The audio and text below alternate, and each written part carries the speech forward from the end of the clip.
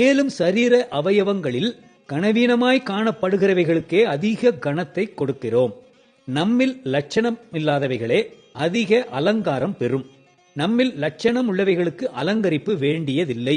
சரீரத்திலே பிரிவினை உண்டாயிராமல் அவயவங்கள் ஒன்றை குறித்து ஒன்று கவலையாய் இருக்கும்படிக்கு தேவன் கணத்தில் குறைவுள்ளதற்கு அதிக கணத்தை கொடுத்தார். இப்படி சரீரத்தை அமைத்திருக்கிறார்.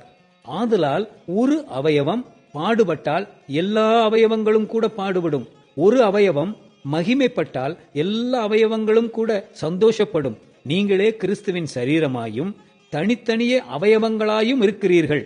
தேவனானவர் சபையிலே முதலாவது அப்போஸ்தலரையும், இரண்டாவது தீர்க்கதரிசிகளையும், மூன்றாவது போதகர்களையும், பின்பு அற்புதங்களையும், பின்பு குணமாக்கும் வரங்களையும், ஊழியங்களையும், ஆளுகைகளையும், பலவித பாசைகளையும் ஏற்படுத்தினார்.